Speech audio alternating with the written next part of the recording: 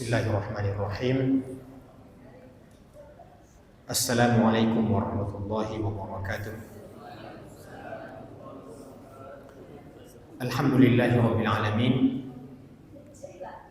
Wassalatu wassalamu ala asyrafil anbiya'i wal mursalin nabiyina Muhammadin wa ala alihi wa sahbihi ajma'in. Rabbi shrah li sadri wa yassir li amri wahlul 'uqdatam min lisani yafqahu qawli. Sidang jamaah salat maghrib yang sama-sama dirahmati dan dimuliakan oleh Allah Subhanahu wa taala. Alhamdulillah kita mengalihkan puji syukur kita kepada Allah Subhanahu wa taala yang dengan inayah dan pertolongannya kita masih bisa melanjutkan kegiatan ta'lim kita pada malam ini. Jamaah sekalian, pembahasan kita dalam surah Al-Hujurat kita akhiri, dan pada malam ini saya akan mentadabburi satu ayat lagi dari surah An-Nur ayat 55 untuk memberikan penggambaran kepada kita bahwa agama Islam adalah agama ajaran yang paripurna, yang lengkap, yang komprehensif, membahas seluruh aspek mulai dari bangun kita sampai kita tertidur kembali. Tidak ada yang keluar dari aturan-aturan agama kita. Mulai dari perkara yang terkecil dalam urusan pribadi sampai dalam tata cara kita berbangsa dan bernegara telah dijelaskan dengan gamblang oleh Al-Quranul Karim dan juga telah dicontohkan oleh Rasulullah Sallallahu Alaihi Wasallam. Jamaah sekalian, ayat ini saya angkat, insya Allah tidak tendensius, akan tetapi kita ingin memberikan pencerahan kepada kaum muslimin bagaimana Islam ketika berbicara tentang kekuasaan. Apakah ada ayat di dalam Al-Quran yang berbicara tentang kekuasaan? Dan demikian pula apakah ada hadis Nabi Sallallahu Alaihi Wasallam yang berbicara tentang kekuasaan? Kita kembali sedikit kepada sirah nabawiyah, bahwa sebagaimana kita ketahui Nabi Sallallahu Alaihi Wasallam diutus oleh Allah Subhanahu Wa Taala di tengah-tengah masyarakat jahiliyah, seorang diri dan sebatang kara, tanpa ada dua manusia yang menemani beliau. Betul-betul Nabi Sallallahu Alaihi Wasallam diutus dalam kesendiriannya di tengah-tengah kegelapan. Oleh karena itu Allah Subhanahu Wa Taala memperumpamakan Nabi kita Sallallahu Alaihi Wasallam itu adalah diperumpamakan sebagai matahari. Allah berfirman, Inna arsalnaka syahidan wa mubasysyiran wa nadhiran wa da'iyan ila Allah bi'idnihi wa sirajan munira. Sesungguhnya aku mengutus engkau Muhammad. Inna arsalnaka, Inna arsalnaka, sesungguhnya aku mengutus Muhammad yang pertama adalah sebagai pembawa berita gembira. Dalam artian Nabi Shallallahu Alaihi Wasallam ketika memulai dakwanya tidak langsung diawali dengan menakut-nakuti, tidak, tapi diawali dengan memberikan berita gembira. Kalau kalian seperti ini, maka insya Allah akan dibalas seperti ini. Kalau kalian beriman dan beramal saleh, kalian akan mendapatkan seperti ini. Contoh ayat-ayat yang memberikan berita gembira itu, وَبَشِّرِ الَّذِينَ آمَنُوا وَعَمِلُوا الصَّالِحَاتِ أَنَّ لَهُمْ جَنَّاتٍ تَجْرِي مِنْ تَحْتِهَا الْأَنْهَارُ. Gembirakan orang-orang yang beriman dan beramal soleh bahwasanya jika mereka benar-benar beriman dan beramal soleh, Allah akan memasukkan mereka ke dalam surga yang mengalir di bawahnya sungai-sungai dan seterusnya dan seterusnya. Jadi prinsip dakwah yang pertama adalah basyiron, memberikan berita gembira, memberikan motivasi.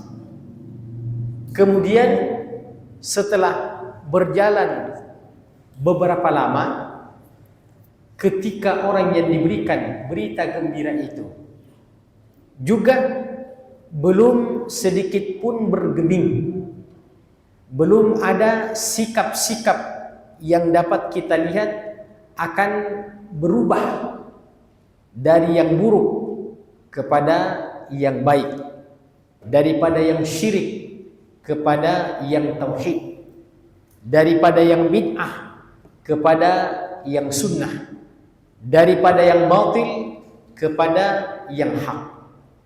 Maka barulah tahapan berikutnya nadhiran, sebagai pembawa berita peringatan. Nadhiran, yang memberi peringatan. Jadi dibedakan antara basyiran dan nadhiran. Basyiran unsur motivasinya lebih tinggi daripada unsur pesimisnya. Sementara nadhiran unsur aspek ancamannya lebih dominan dibandingkan dengan berita gembiranya. Maka Nabi itu basyiran wa nadhiran. Setelah basyiran wa nadhiran, wada'iyan, dan setelah itu mengajak. Kemana ajakan Nabi SAW? Satu, da'iyan ilallahi, mengajak ke jalan Allah saja, mengajak ke jalan Allah saja. Kata Allah Subhanahu wa taala di dalam Al-Qur'an, wala tattabi'us subula fatafarraqa bikum an sabili. Jangan mengikuti banyak jalan. Subul itu bentuk jamak daripada sabil. Subul, jangan mengikuti banyak jalan, tapi ikutilah satu jalan, yaitu sabilullah, yaitu jalannya Allah Subhanahu wa taala. Wada'iyan ilallahi biidnihi, dengan idinnya. Nah, di sini terakhirnya wasirajam munira, dan sebagai pembawa penerangan yang sangat kuat. Jadi kegelapan yang totalis tadi itu dapat dihilangkan dengan munculnya satu matahari. Coba kita lihat, hanya satu matahari Pak yang dapat menerangi seluruh alam semesta ini. Maka Nabi itu adalah bagaikan matahari, walaupun dia sendirian, akan tetapi dapat menerangi seluruh alam semesta ini. Itulah kata Allah, wa ma arsalnaka illa rahmatan lil alamin. Tidaklah aku mengutus Muhammad terkecuali menjadi rahmat dan kasih sayang bagi seluruh alam semesta.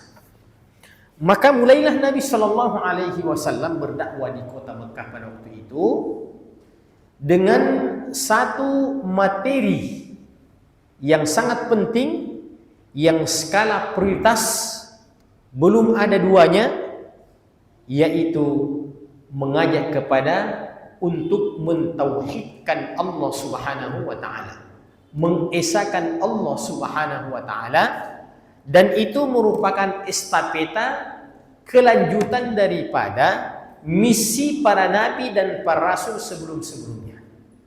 Jadi Nabi sallallahu alaihi wasallam hanya melanjutkan misi risalah kenabian yang pernah ada. Mulai daripada Nabi Adam, atau kita mulai dari zaman Nabi Nuh.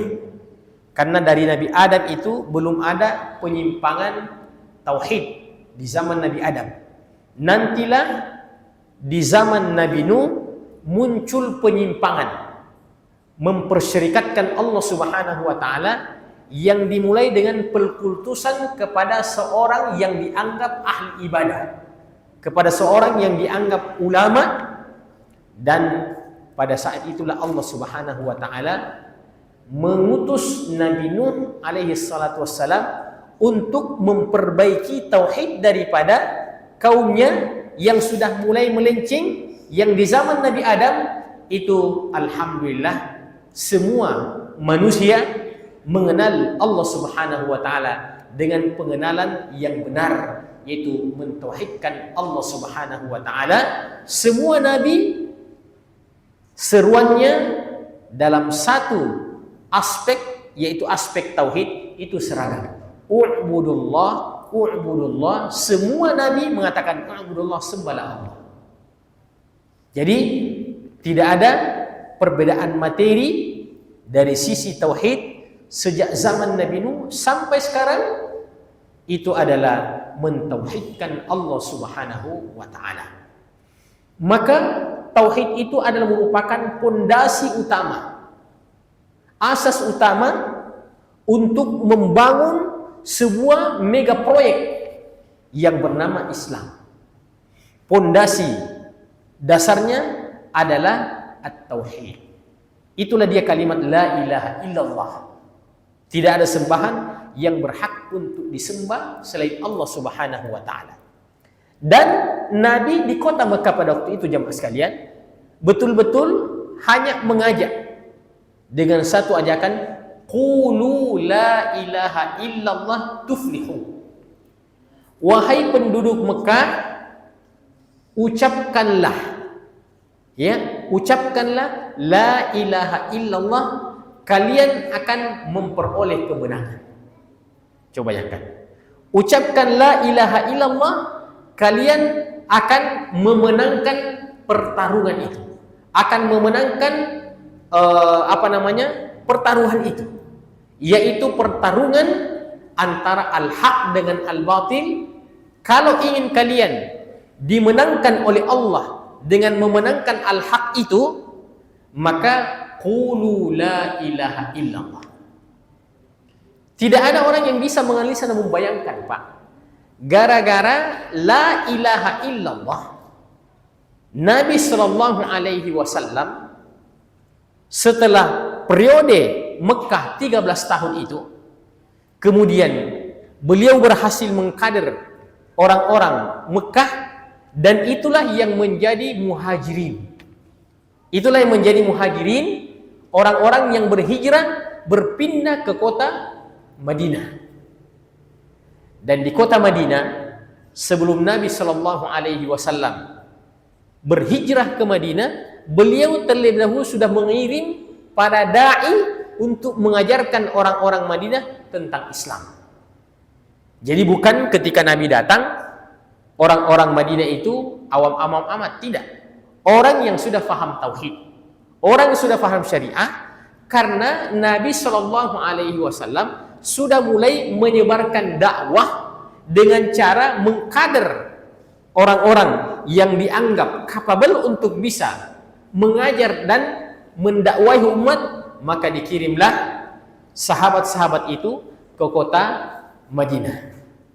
Iya.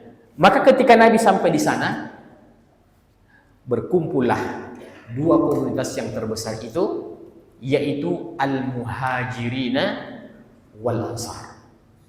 Ketika orang-orang Muhajirin ini dan orang-orang Ansar ini berkumpul di sana, mereka adalah orang-orang yang telah dididik oleh Nabi Shallallahu Alaihi Wasallam dengan pemahaman syariah yang paripurna. Mulailah di kota Madinah itu turun syariat. Umpamanya pada tahun kedua Hijriah, 2 tahun setelah sampainya Nabi di kota Madinah, baru turun syariat puasa.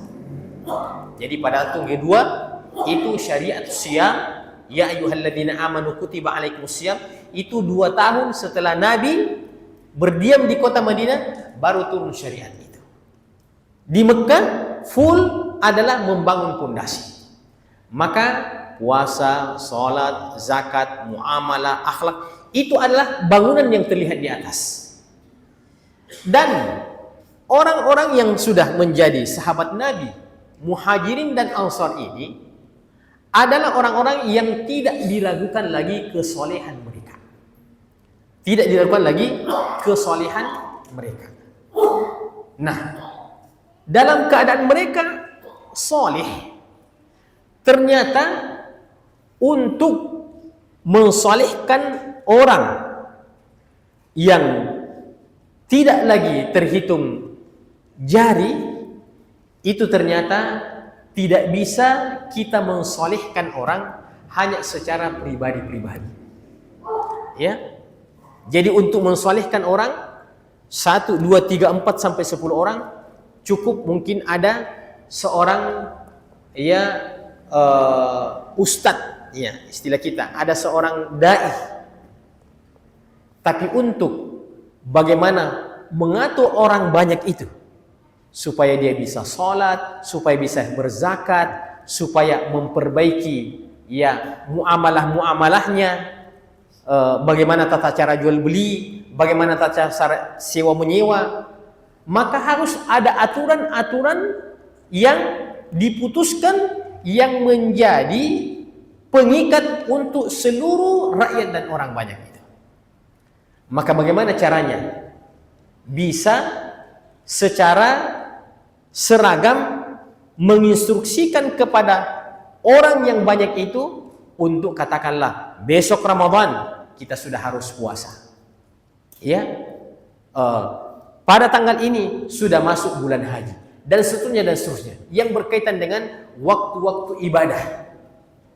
Maka pada saat itulah ketika berkumpul orang-orang yang tidak diragukan lagi kesolehannya, disitulah para sahabat-sahabat beliau dengan sepakat dan aklamasi, tidak ada sedikit pun perbedaan visi, tidak sedikit perbedaan pendapat, bahwa satu hal yang kita butuhkan ketika sudah mengurus orang banyak, apa itu jamaah sekalian? Yaitu kekuasaan. Maka tampillah Nabi SAW di kota Madinah itu bukan hanya sebagai seorang Nabi, bukan hanya sebagai seorang Rasul, tapi memang menjadi pemimpin umat. Nabi SAW menjadi pemimpin umat. Dan berapa lama Nabi berjuang, kemudian terbukti kemenangan itu. Itulah diantara puncak daripada kemenangan ketika Nabi di kota Mekah dulu ucapkan la ilaha illallah, insya Allah kita akan memenangkan pertempuran ini. Maksudnya kalau kita ini betul-betul memahami din ini dan agama ini, mentauhidkan Allah Subhanahu wa taala, insya Allah 13 tahun ke depan kita akan membangun sebuah kekuatan yang tidak akan pernah tertandingi, yaitu di kota Madinah. Iya, waktu itu jamaah sekalian, apa kekuatan-kekuatan luar yang ada? Ada kekuatan yaitu Romawi, ya. Kemudian ada kekuatan Persia. Ini kalau istilah kita pada hari ini 2 negara adidaya pada waktu itu, Pak. Yaitu Persia dan Romawi. Dan Allah mengabadikan itu Romawi dengan ada satu surah dalam Al-Quran namanya surah Romawi, yaitu suratul Rum, alif lam mim ghulibatir Rum. Ar-Rum itu Romawi. Artinya Allah sudah memperkenalkan kepada Nabi Shallallahu Alaihi Wasallam sebelum beliau menjadi pemimpin, sebelum beliau mendirikan sebuah negara, Allah Subhanahu Wa Taala sudah mengisyaratkan kepada Nabi Shallallahu Alaihi Wasallam untuk memiliki visi dan pandangan bahwa ternyata ketika kita sudah banyak, itu ada kekuatan yang kita butuhkan, namanya kebutuhan apa? Kebutuhan kekuasaan. Dan Allah isyaratkan kepada Nabi bahwa di sana ada Persia dan Romawi, itu sudah berpuasa bertahun-tahun lamanya, dan Nabi Shallallahu Alaihi Wasallam menyebutkan bahwa Romawi dan Persia akan terkalahkan dengan kekuatan Islam. Maka di zaman Umar bin Khattab radhiyallahu taala anhu ditaklukkanlah ya dua negara adidaya itu, dan itulah yang menjadi sahabat-sahabat Nabi Sallallahu Alaihi Wasallam. Nah, jamaah sekalian, baru saya mau bacakan di dalam surah An-Nur ayat 55, Allah Subhanahu wa taala berfirman, A'udzu billahi minasyaitonir rajim. Bismillahirrahmanirrahim. Wa'adallahu alladhina amanu minkum wa 'amilus solihati la yastakhlifannahum fil ardi kama istakhlafal ladzina min qablihim. Allah telah berjanji kepada orang-orang yang beriman dan beramal soleh di antara kalian. Jadi kapan janji itu turun? Kapan ayat ini turun? Ketika Nabi Shallallahu Alaihi Wasallam belum ada sama sekali tanda-tanda bahwa beliau akan berkuasa. Bagaimana tidak? Beliau cuma mendatangi dari rumah ke rumah, door to door. Qulu la ilaha illallah tuflihu. Ucapkan la ilaha illallah, kita akan memperoleh kemenangan. Ucapkan la ilaha, kita akan memperoleh kemenangan. Tidak ada yang bisa memprediksi bahwa ungkapan Nabi itu maksudnya kemenangan ketika kita sudah menjadi penguasa di kota Madinah nanti, dan seluruh negeri-negeri yang ada pada waktu itu akan takluk kepada kekuatan-kekuatan Islam yang disebarkan dengan cara rahmatan lil alamin. Maka Allah mengatakan, wa'adallahu alladhina amanu minkum wa 'amilus solihati. Sungguh Allah telah berjanji kepada orang-orang yang beriman dan beramal soleh minkum, di antara kalian. Apa janji Allah itu?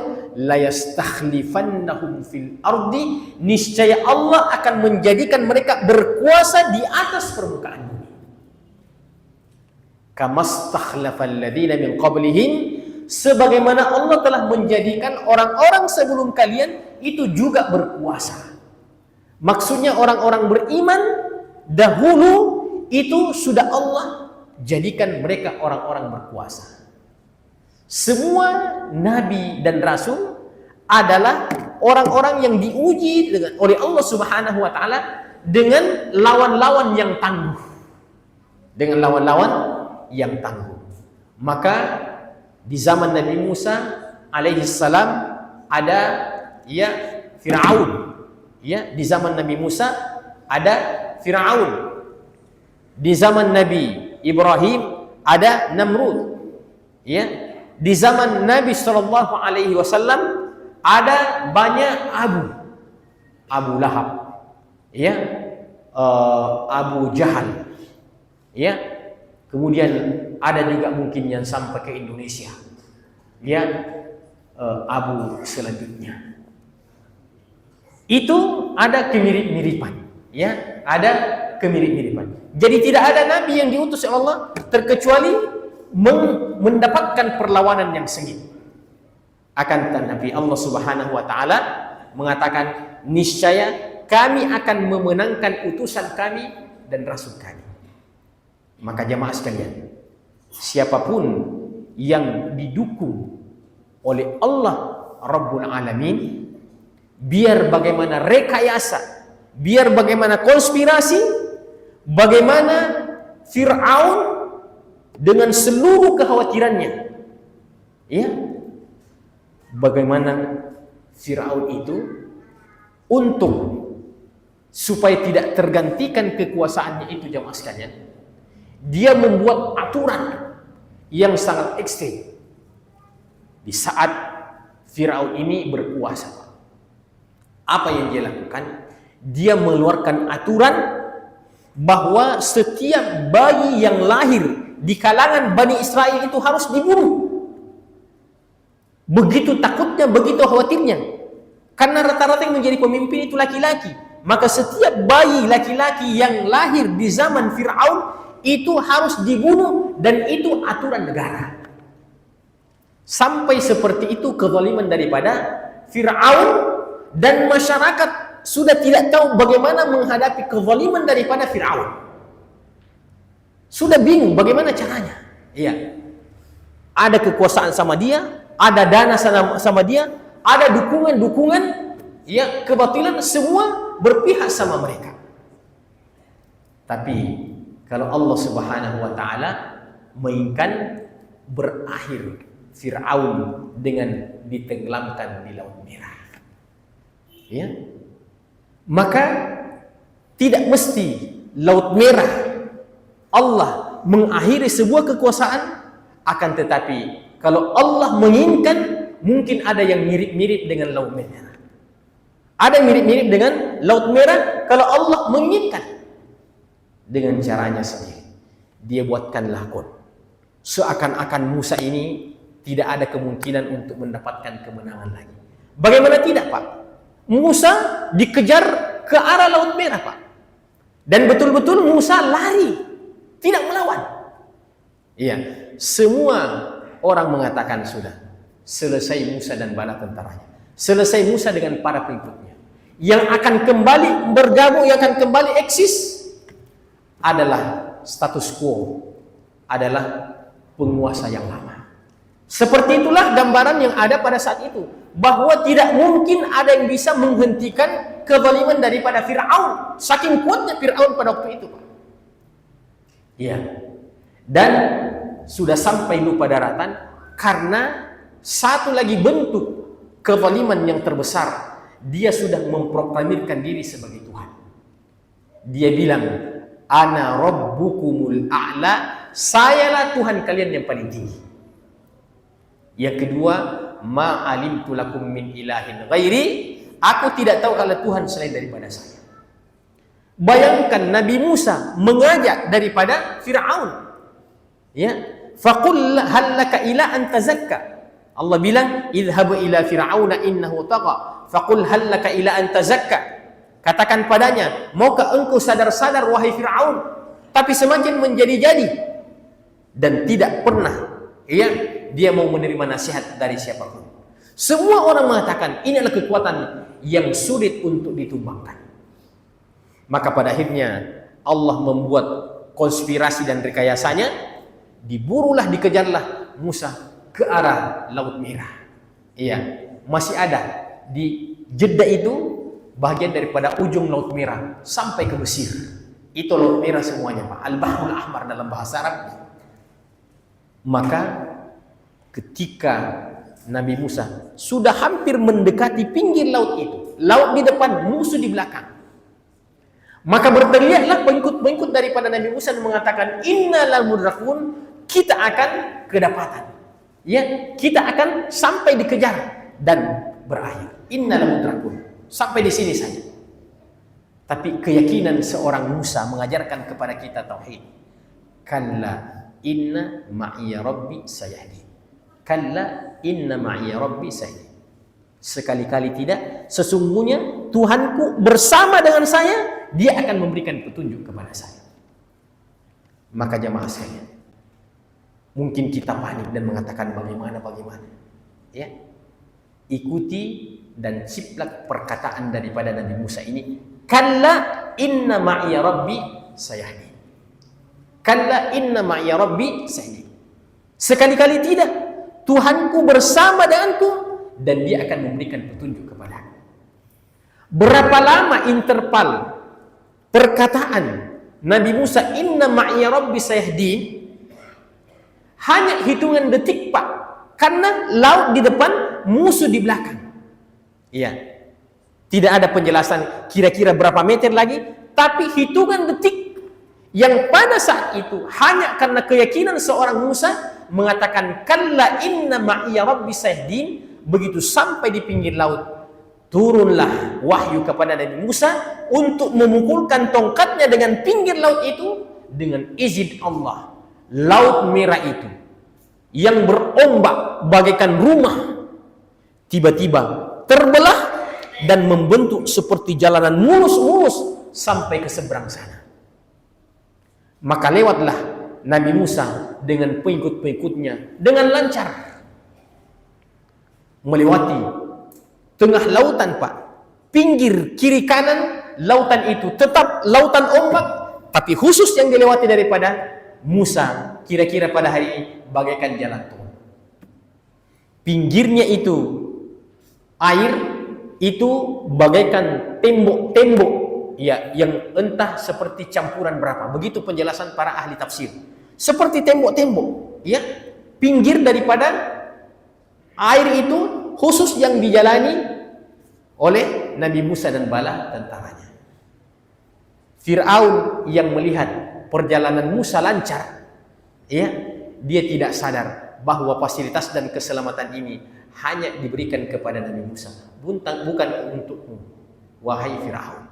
Maka terpancinglah Fir'aun dan pengikutnya untuk memasuki tengah lautan itu, dan sampai di tengah lautan itu, yang di belakang air kembali menyatu dan yang di depan kembali air menyatu. Beradalah di tengah-tengah Fir'aun dan bala tentaranya itu. Barulah pada saat itu Fir'aun mengatakan, ya, amantu bi Rabbi Musa wa Harun. Saya sudah beriman kepada Tuhannya Musa dan Tuhannya Harun. Disitulah pengakuan Fir'aun tentang kelemahannya. Di saat dia sudah terdesak, sudah ada malakul maut di hadapannya, dia katakan amantu bi Rabbi Musa wa Harun. Tapi Nabi bilang, innallaha la yaqbalu taubatal abdi.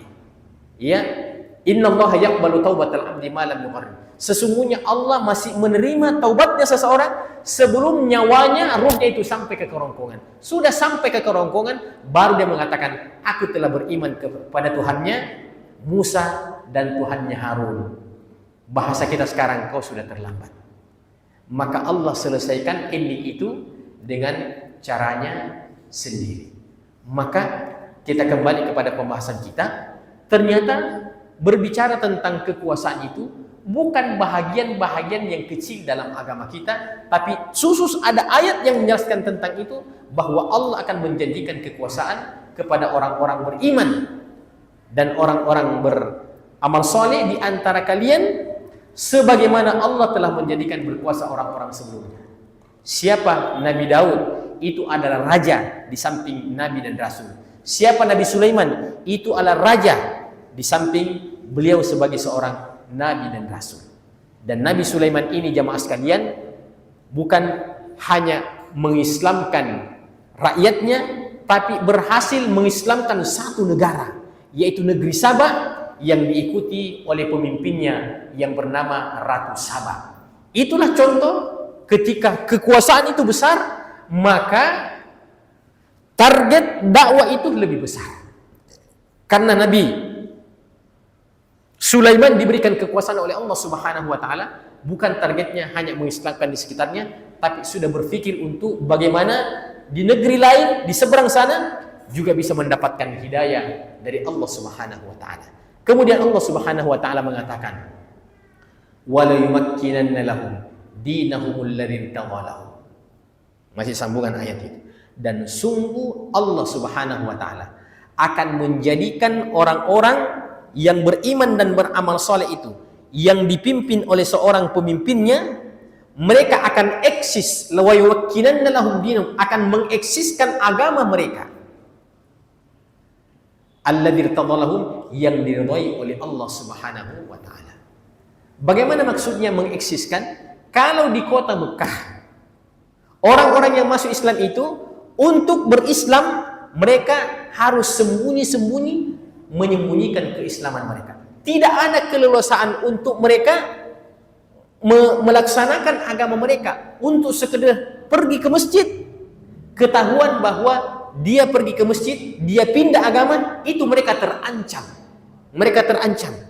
Maka ketika tampuk kepemimpinan itu diambil alih oleh Islam yang dipimpin langsung oleh Nabi Sallallahu Alaihi Wasallam, Allah janjikan bahwa ketika engkau mengambil tampuk kepemimpinan itu Muhammad, kamu bebas untuk menjalankan agamamu tanpa ada rasa takut sedikit pun, karena itu dijamin oleh negara. Walau yumakkinanna lahum dinahum alladzi tadallahum wala yubaddilannahum min ba'di khaufihim amnan, dan sungguh Allah akan mengganti rasa takut menjadi rasa aman. Ya, sungguh Allah akan mengganti rasa takut dan menjadi rasa aman. Ya. Apa kekhawatiran itu ketika tidak ada pemimpin yang bisa mengayomi daripada agama ini? Kekhawatiran kita dalam seluruh aspek. Kita khawatir terhadap jiwa kita. Kita khawatir terhadap harta kita. Kita khawatir pada keturunan kita.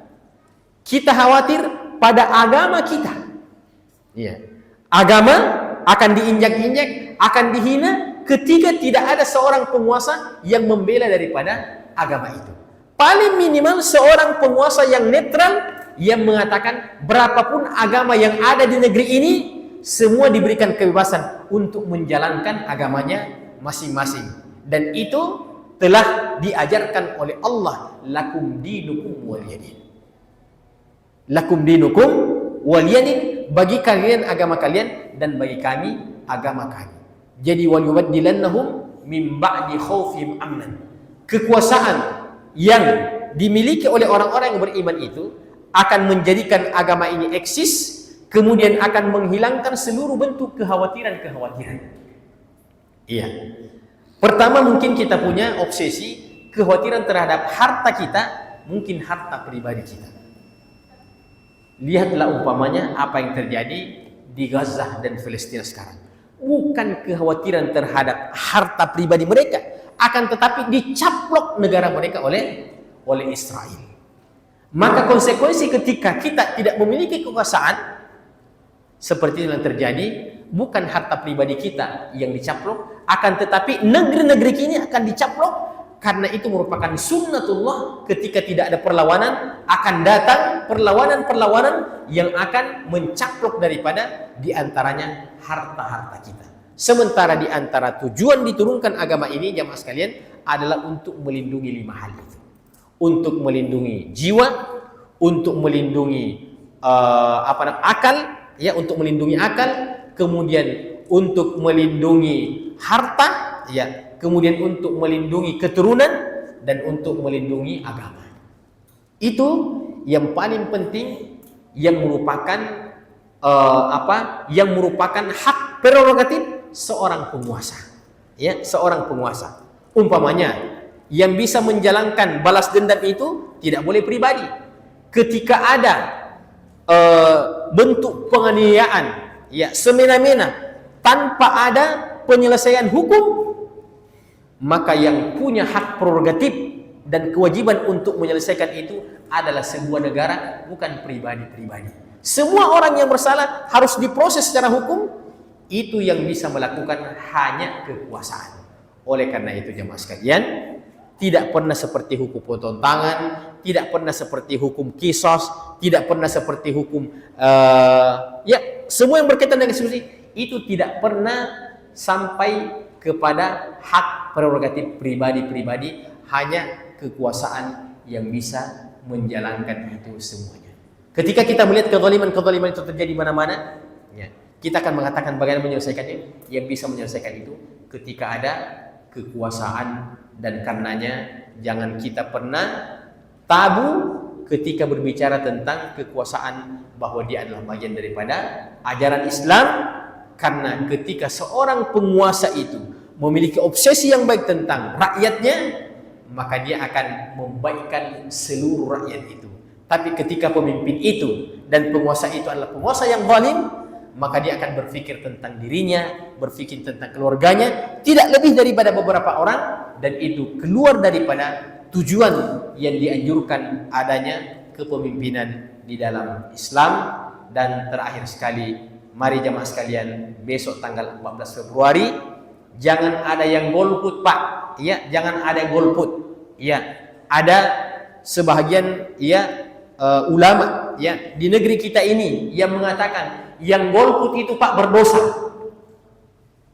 Yang golput itu katanya berdosa karena gara-gara dia golput mungkin akan naik pemimpin-pemimpin yang kita tidak harapkan gara-gara dia golput. Bayangkan, ya, tinggal satu yang dibutuhkan. Ini contoh saja. Gara-gara dia satu orang itu dia tidak memilih, akhirnya naik yang kita tidak harapkan dan akhirnya membuat negeri kita ini kalang kabut. Dan siapa yang bertanggung jawab tentang hal itu? Dan jamaah sekalian, saya berikan tentang penjelasan ini.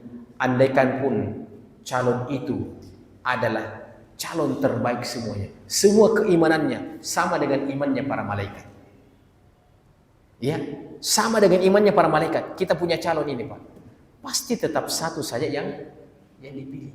Tidak mungkin akan terpilih lebih daripada satu, hanya satu saja, ya. Yang sebaliknya, kalau kita balik, andaikan pun calon kita ini semuanya orang buruk, Pak, semuanya orang buruk, iya, begitu pentingnya namanya kekuasaan, Pak, tetap dari semua orang buruk ini ada harus yang jadi pemimpin di antaranya. Jadi pertama, andaikan imannya seperti malaikat semuanya, pasti satu saja, pokoknya harus yang terbaik. Sebaliknya kita balik, andaikan mereka adalah calon-calon yang buruk semuanya, maka tetap harus ada yang jadi pemimpin, karena ada yang menjadi pemimpin buruk masih lebih baik dibandingkan dengan tidak ada pemimpin sama sekali. Itu kita harus pahami, Pak. Jadi ada pemimpin, tapi pemimpin itu pemimpin zalim, pemimpin tamak, pemimpin bagaimana, masih lebih bagus dibandingkan tidak ada pemimpin sama sekali. Maka kalau seandainya kita berobsesi, berandai-andai bahwa calon kita ini tidak ideal, semua ada kekurangannya, semua buruk, maka cara kita memilih yang paling minimal keburukannya. Kita memilih yang paling minimal keburukannya, atau kita pilih yang paling banyak kebaikannya. Kita katakan semua ada kebaikannya. Pertama, semua mereka orang Islam insya Allah, ya, semua mereka orang Islam insya Allah. Nah, cuma selanjutnya, ya, apakah mereka sholat? Ya, mudah-mudahan mereka sholat semuanya. Ya. Setelah itu kita lihat apa lagi kebaikannya. Ya. Kalau kita sudah mengetahui bahwasanya si fulan ini 5 kebaikannya, yang satu ini cuma 4 kebaikannya, berarti kita pilih yang 5 kebaikannya. Iya. Ternyata kebaikan itu betul-betul hanya satu saja. Masing-masing memiliki satu saja. Maka kebaikan yang satu itu harus kita cari lagi, kira-kira ada kebaikan yang bisa untuk ditambahkan pada yang satu ini supaya kita pilih yang terbaik. Pokoknya kita harus menemukan. Dan ada satu kaidah yang mengatakan, Pak, irtikabu akhaffid dhararain, ketika dua-duanya berisiko, maka pilihlah yang paling sedikit risikonya. Itu kaidah itu dibuat oleh para ulama, Pak.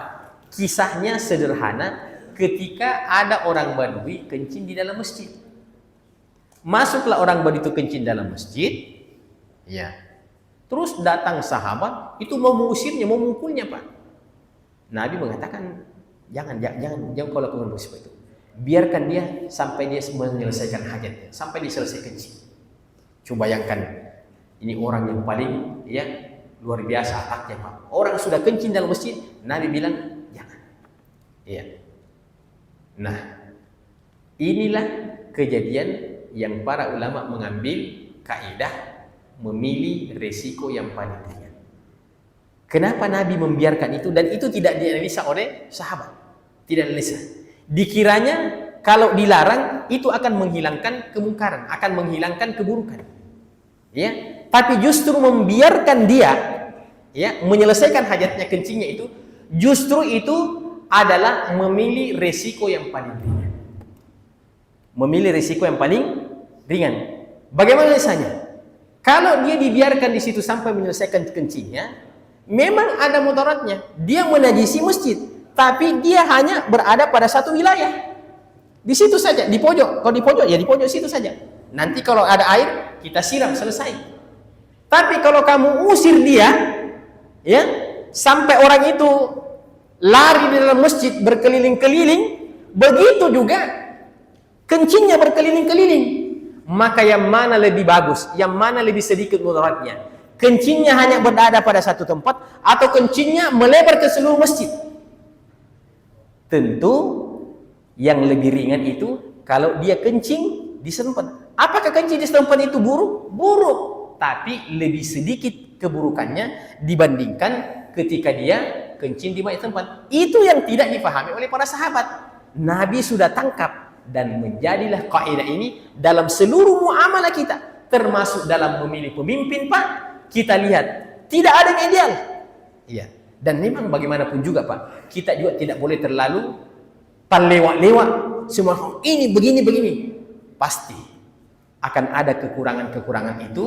Maka orang Arab mengatakan, cintailah orang yang kau cintai ala kadarnya cinta, dan bencilah kepada orang yang kau benci dengan ala kadarnya benci. Karena bisa saja terjadi sesuatu pada orang itu dari apa yang kita tidak pernah membayangkan.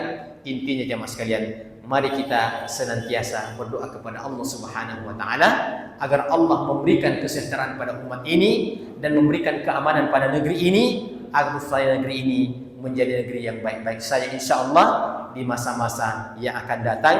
Baldatun thayyibatun wa rabbun ghafur.